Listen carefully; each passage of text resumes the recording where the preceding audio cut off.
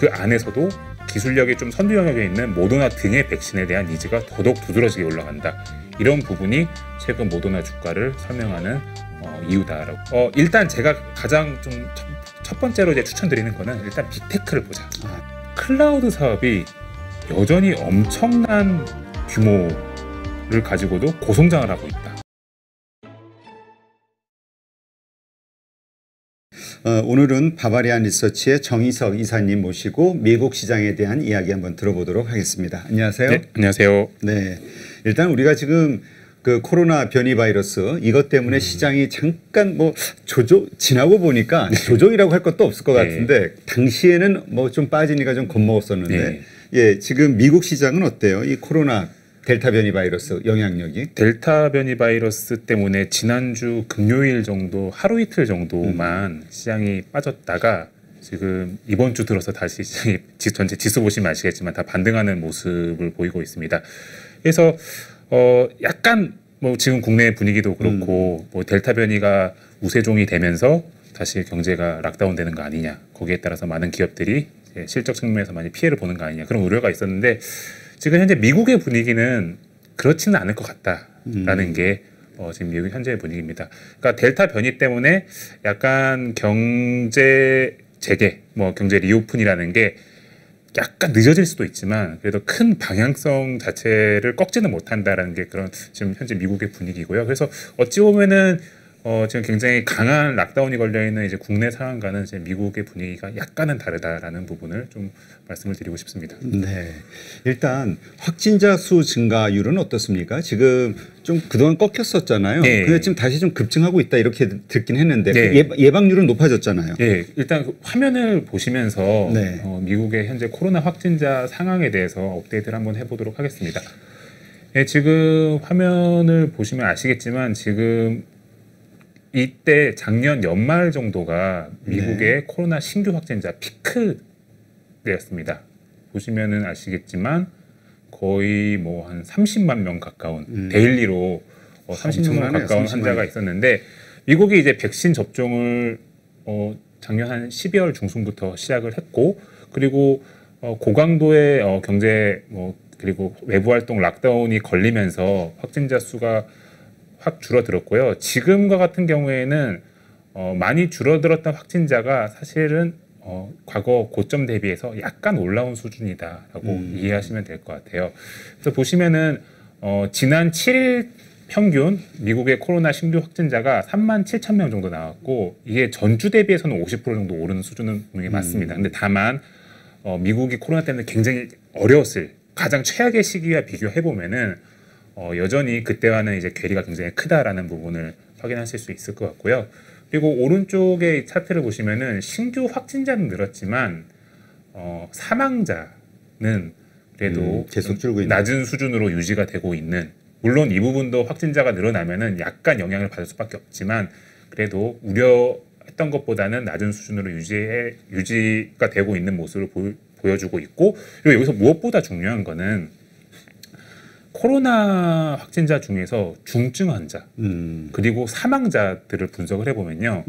중증 환자 기준으로는 거의 한 97% 정도 수준이 백신을 안 맞은 사람입니다. 아, 그래요? 그리고 사망자 기준으로는 99%, 사망자 중에 99%가 백신을 안 맞은 사람입니다. 일단 백신 맞으면 죽을 확률은 없어진다 이렇게 봐야겠네요. 네, 그러니까 백신을 맞으면은 이 지금 우세종이 된 델타 변이 역시도 어쨌든 이렇게 덜커덩하긴 하겠지만 좀 넘어갈 수 있는 게 아니냐라고 하는 부분이 지금 미국의 전반적인 그런 미국 그 투자자들의 생각인 것 같습니다. 네. 그래서 근데 지금 보니까 신규 확진자 중에 델타 변이 비중이 83%니까 상당히 영향력이 크네요. 델타가. 맞습니다. 이게 한 2, 3주 전까지만 하더라도 50% 미만이었는데 한 2, 3주 동안에 확실한 우세종이 됐습니다. 그래서 델타 변이의 영향이 굉장히 크게 나타나고 있는 게 현실이고요.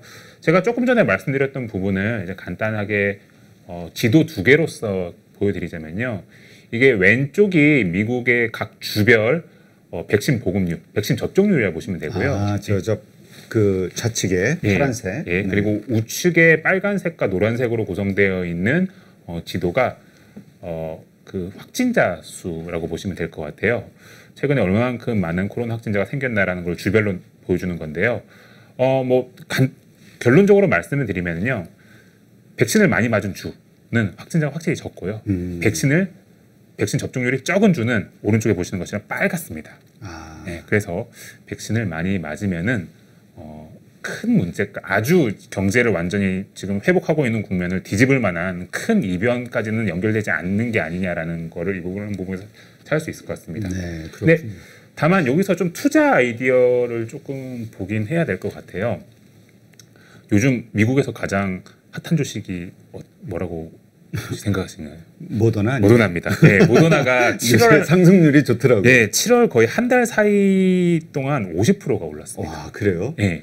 우리가 작년부터 뭐 모더나 얘기 많이 하고 뭐 바이오엔텍 그 화이자 얘기 많이 했잖아요. 근데 그 작년부터 얘기되었던 그 백신 종목이 최근 한 달 동안 굉장히 좋은 흐름, 특히 모더나가 굉장히 강한 흐름을 보이고 있는데요. 이 이야기를 한번 해보도록 하겠습니다. 이게 뭐냐면은 지금 어쨌든 델타 변이는 제가 말씀드렸듯이 경제에 큰 이변을 일으킬 것 같지는 않다 말씀드렸는데, 어쨌든 이 경제에 큰 변화를 안 가져오기 위해서 가장 중요한 게 백신이라는 거예요. 그래서 지금 이 델타 변이를 가지고 수많은 뭐 모더나라든지 뭐 화이자, 뭐 이제 바이오엔텍, 그리고 아스트라제네카, 얀센 등등이 지금 이 델타 변이가 백신 효과가 얼마만큼 있는지를 다 계산을 해봤더니 일단 있긴 있다라는 겁니다. 근데 이게 2번은 맞아야 되고, 그리고 부스터 샷을 맞아야 된다라는 것까지가 지금의 결론입니다. 그러니까 어쨌든 기존에 있던 백신만큼은 아니지만 어쨌든 일단 정리를 해보면은요, 델타 변이에도 지금 나와 있는 백신들이 다 효과는 일단 있다. 근데 기존과는 조금 달라지는 거는 우리가 생각했던 것보다는 백신을 더 맞아야 된다. 2번으로 우리 끝날 줄 알았는데 네, 3번까지는 맞아야 되는 거고요. 그리고 또 흥미로운 게 그 델타 변이에 대한 백신 효능을 분석을 해봤더니 모더나와 화이자 바이오엔텍, 그러니까 mRNA 기반으로 만들어진 백신의 효과가 좀 약간 월등히 좋고, 아스트라제네카와 얀센, 그리고 그 중국에서 만든 백신의 효과는 시노백에서 만든 두드러지게 떨어집니다. 특히 중국 백신의 효능이 좀 두드러지게 떨어지는 경향이 보이고 있습니다. 그래서 백신의 접종 횟수를 늘려야 되는 것도 한 가지 포인트지만, 또 다른 포인트는 뭐냐면요, 전 세계 수많은 국가들이 앞으로는 모더나라든지 바이오엔텍, 화이자의 백신을, 그러니까 약간 선두권에 있는 기술력이 좋은 백신을 맞고 싶어하는 니즈가 더욱더 늘어날 수밖에 없다라는 그러니까 3번 중에 한 번이라도 맞아야 한 번이라도 나는 1차, 2차를 아스트라제네카 맞았지만 나중에 부스터는 모더나 거를 맞아야 된다.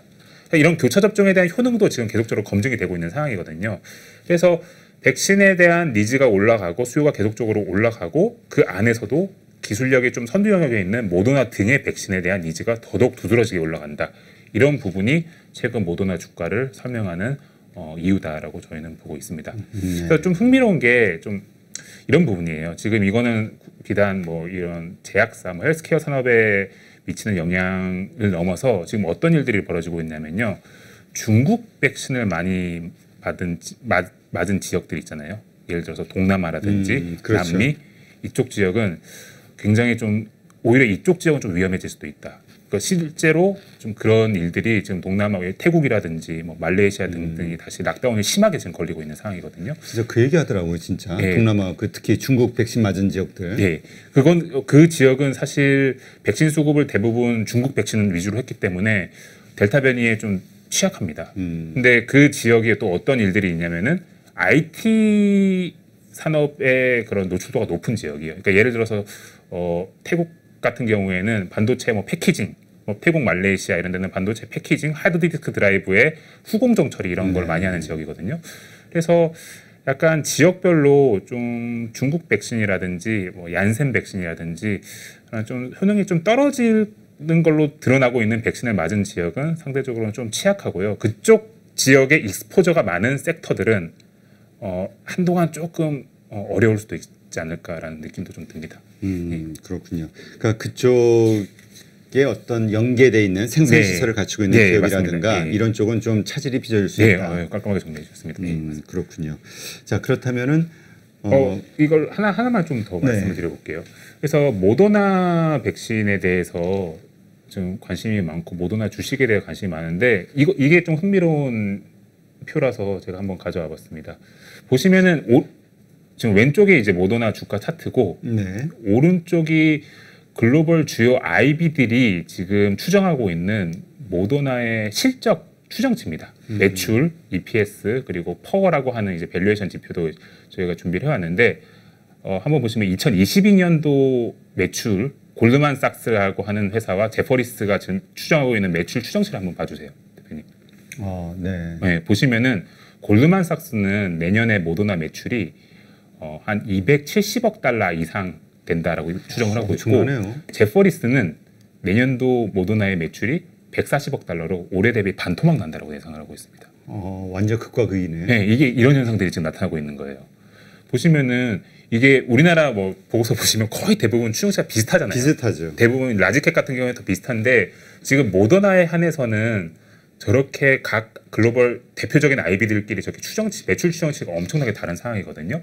근데 이게 제가 좀 전에 말씀드렸던 현상을 대변하는 일들인 것 같아요. 그러니까 백신의 수요가 이런 델타 변이라든지 뭐 앞으로 람다 등의 이제 새로운 변이들이 막 나타나면서 우리가 생각했던 것 이상으로 계속적으로 수요가 발생을 하고 있고 그런 부분들이 지금 글로벌 IB들의 매출 추정치에서 드러난다. 그러니까 제퍼리스의 저 매출도 조금 지나면은 계속적으로 올라갈 가능성이 높습니다. 그러니까 제퍼리스와 같은 경우에는 내년도는 이제 모더나 백신도 이제 더 안 맞는 그런 환경이 될 거다. 집단 면역이 이루어지는 환경이 될 거다라고 예상을 했을 수도 있는데 그런 기대는 이제 좀 접어야 될 것 같고 골드만삭스처럼 내년도에도 백신을 많이 맞아야 되는 그런 추정치로 올려야 되지 않을까 생각합니다. 근데 저 보고서가 나온 게 시계열로 봤을 때 제퍼리가 먼저 나온 건가요? 골드만이 먼저 나온 건가요?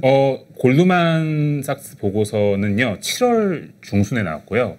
저 제퍼리스 보고서는 6월 말에 나왔습니다. 그러니까 시차가 있으니까 달라지네. 시차는, 최근께. 시차는 있지만 사실 한 2주 사이에 저런 2주 사이에 좀 그렇게 크게 추정치를 바꾸진 않았을 것 같은데 앞으로 제퍼리스는 더더욱 올려야 되지 않을까라고 그렇죠. 생각하고 있습니다. 그러니까 이제 저 차이가 결국 부스터샷, 그러니까 한 번 더 맞아야 된다라는 이런저런 것들이 같이 계산이 됐을 때 이제 저러는 거겠죠. 맞습니다. 그래서 백신 주들에 대해서는 지금 많이 올랐다라고 좀 관심을 이제 안 가지시는 것보다 이런 뭐 백신 환경의 변화, 이런 코로나 환경의 변화가 나타나고 있기 때문에 좀 지속적인 관심이 필요하지 않을까라고 저희는 생각하고 있습니다. 네. 이 화이자 같은 경우는 물론 아까 성능이라든가 뭐 여러 가지 같이 모더나하고 같이 좋은 환경이지만 워낙 그 매출 비중이 다양하니까 맞습니다. 요거에 대한 것이 주가에 반영하는 건 한계가 있겠지만 모더나 같은 경우는 작은 기업이니까 확 차이가 나는군요. 네, 모더나, 바이오엔텍, 큐어백과 같은 경우에는 그리고 오큐젠 같은 경우가 이 백신 모멘텀에 따라서 주가가 이제 바로바로 움직이는 종목이다라고 보시면 될 것 같습니다. 네.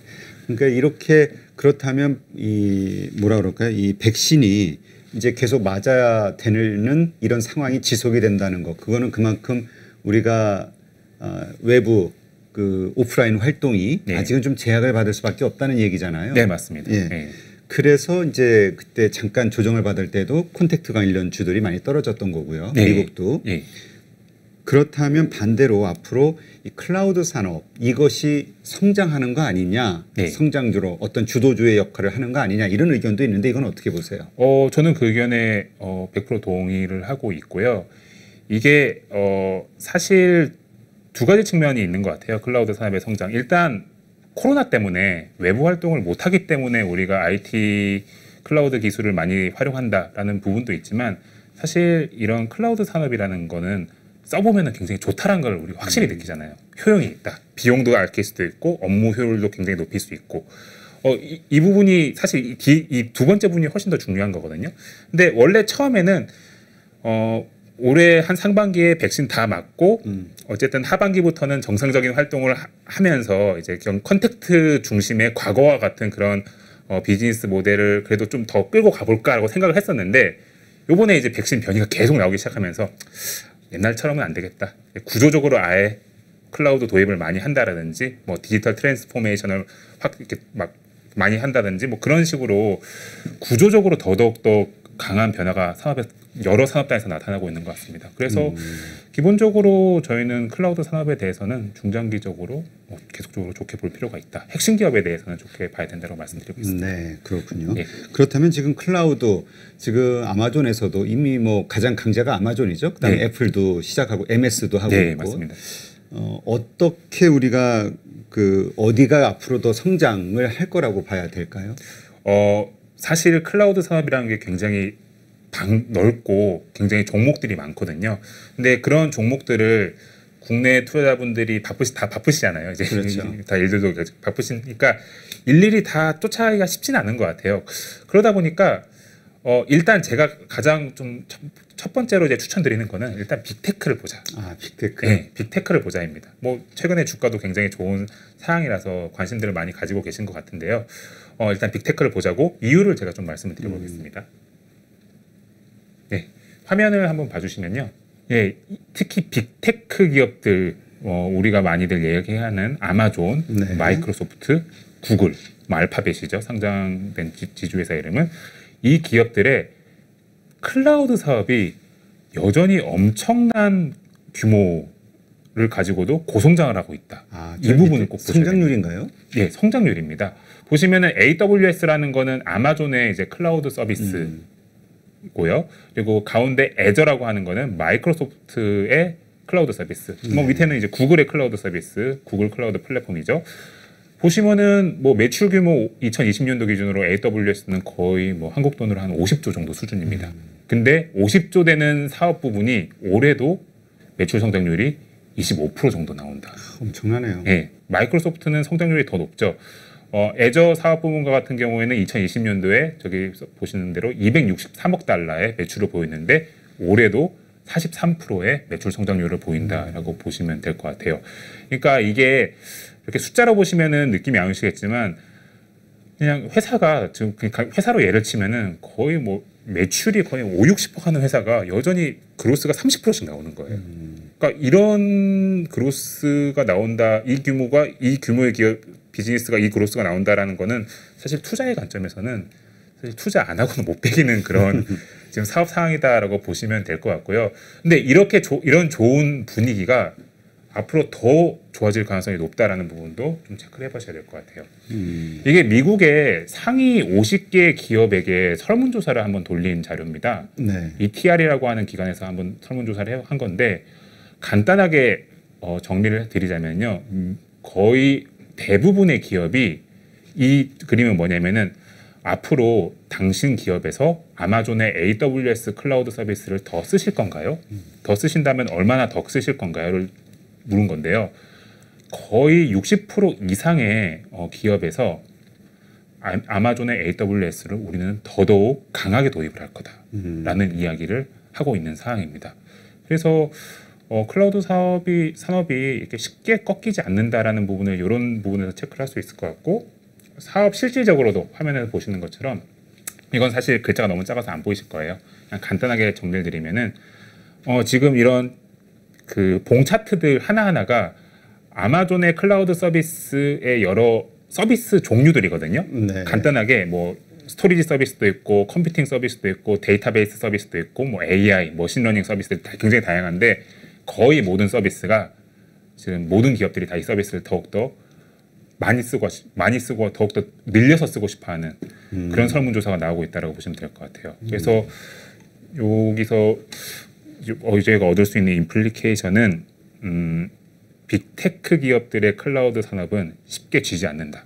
오히려 더더욱 강해진다. 그리고 성장도 더욱더 성장률 자체는 좀 꺾일 수도 있지만 성장도 더욱더 많이 발생하고 있다는 부분을 좀 염두에 두실 필요가 있을 것 같습니다. 그래서 다 대표님이 굉장히 잘 스무스하게 연결해 주셨는데 이렇게 그 코로나 변이 때문에 이렇게 좀 저희가 세상이 조금 어려워지면 어려워질수록 약간은 좀 이게 좀 태클이 걸리는 거죠. 질수록 이런 클라우드 산업이 더더욱 더 발전할 수밖에 없다라는 부분을 좀 보시면 될 것 같고요. 그리고 저희가 또 빅테크를 또 이렇게 딱 집어서 말씀을 드리는 거는 클라우드 기업들 굉장히 다양하게 있어요. 미국의 상장사들도. 근데 이것만 딱 기억하시면 돼요. 클라우드 산업에서 가장 핵심적인 경쟁력은 뭐냐면요. AI 기술을 가지고 있느냐 없느냐입니다.